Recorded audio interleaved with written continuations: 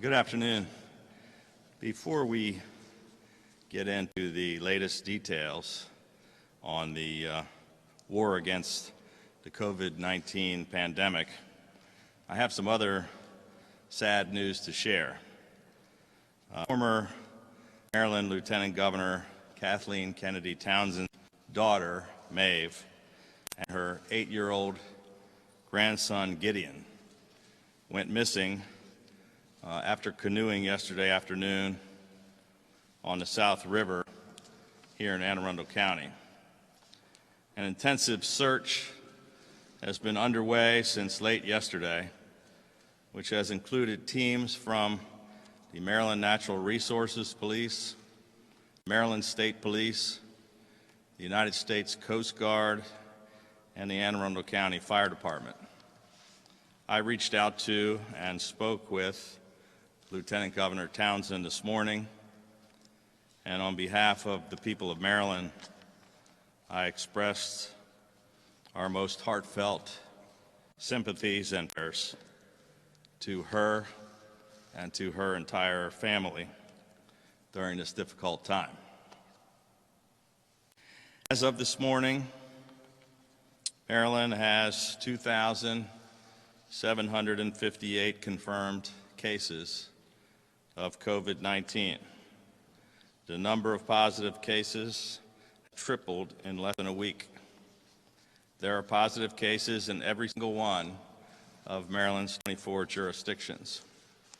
416 Marylanders who tested positive are currently hospitalized, 43% of whom are currently in intensive care. On a more positive note, 150 hospitalized patients have now recovered and have been released from isolation. In the past 16 days, 42 Marylanders have died from this deadly virus. There are now more than 5,500 cases in the National Capital Region, and 104 people have died in the Maryland, Washington, D.C., and Virginia area. There are more than 250,000 cases in all 50 states across America and 1.1 million cases in 204 countries around the world. Nearly 57,000 people have died. As we've been saying for several weeks, older Americans and those with underlying health conditions are more vulnerable and at a significantly higher risk of contracting, of getting more seriously ill, and of dying from this disease. Of major concern to us is that we have cases and or clusters of cases at 60 nursing homes and long-term care facilities across the state. The major outbreak in Carroll County at the Pleasant View Nursing Home has 99 confirmed cases among both residents and staff, resulted in 42 patients being sent to 14 different hospitals and 5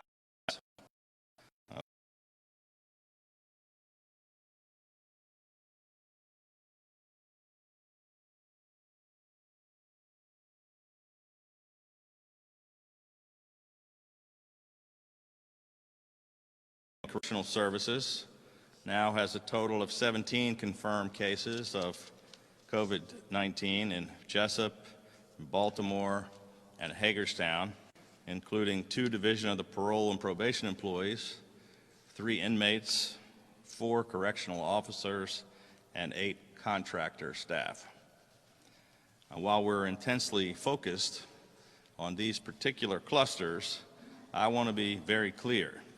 We now have widespread community transmission. This virus is everywhere, and it is a threat to nearly everyone. 50% of the confirmed cases of COVID-19 in our state are patients younger than 50 years old, and more than a quarter of the Marylanders who are hospitalized are under 50. 335 Marylanders in their 20s are positive for COVID-19. 485 Marylanders in their 30s have tested positive, and 509 people in their 40s have already tested positive in Maryland for the coronavirus. Sadly, we have 5 infants who have been infected, including a one-month-old. The reality is that this disease does not discriminate, and no one is immune. I want to make sure that everyone understands the gravity of the situation that we're facing in the weeks ahead, and how important it is to stay home and to continue practicing social distancing.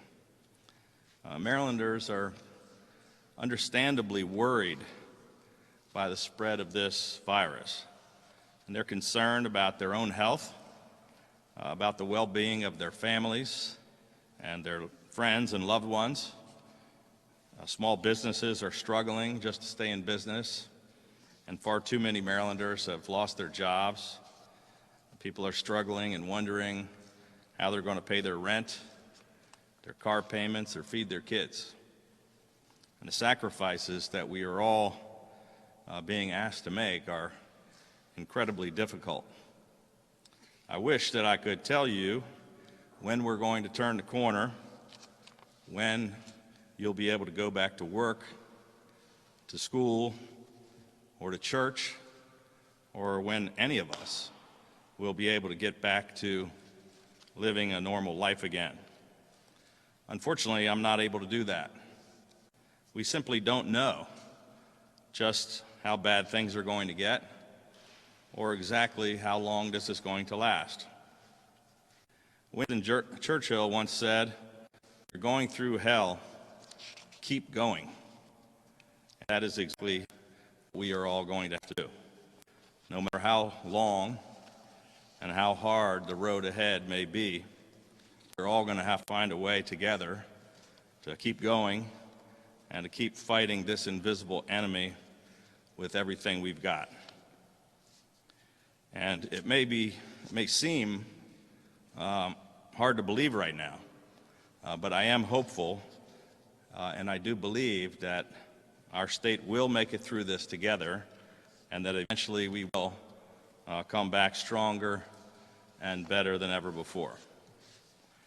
Earlier today, I convened another teleconference with our coronavirus response team of leading doctors, epidemiologists, and health experts, as well as a call with all of our municipal leaders across the state.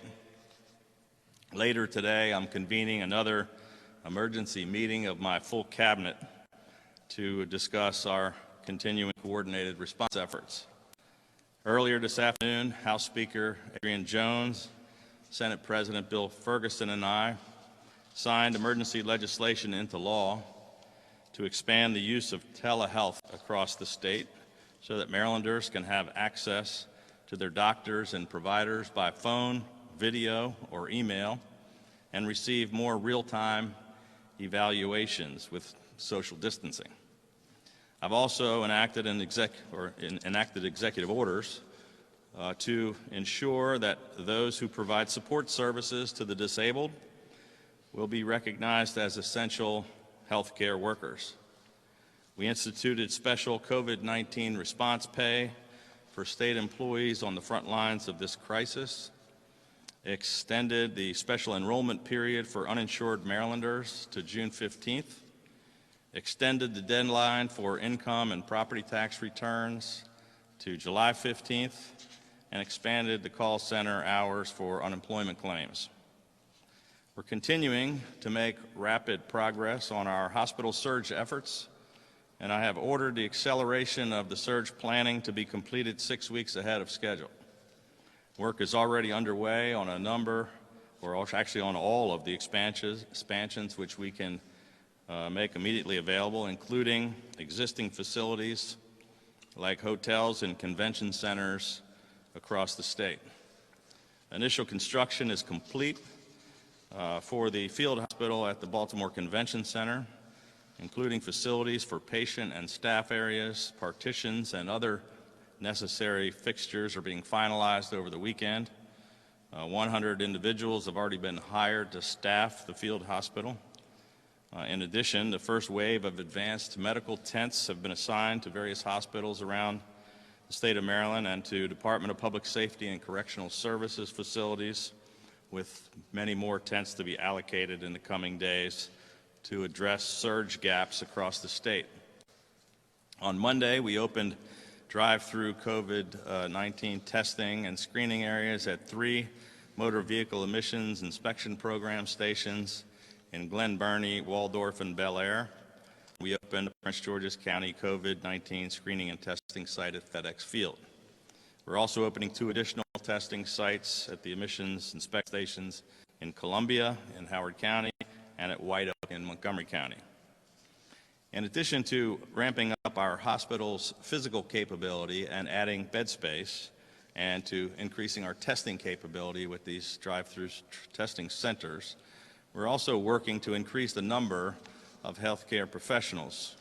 I issued an executive order 2 weeks ago to fast-track the licensing process for out-of-state healthcare practitioners and those with expired medical licenses.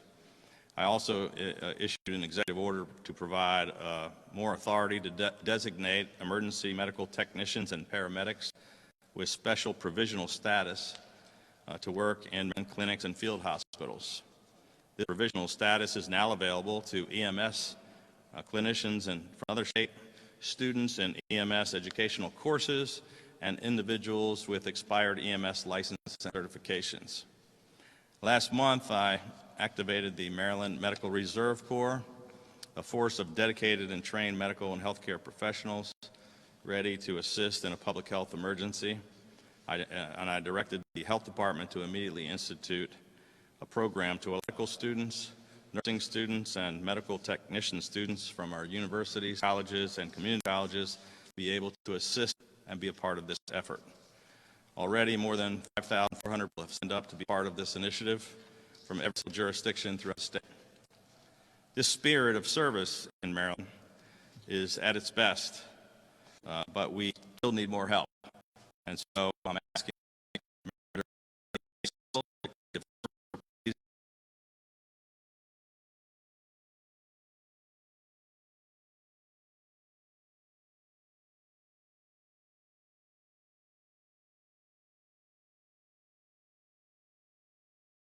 our first priority is saving the lives of thousands of volunteers.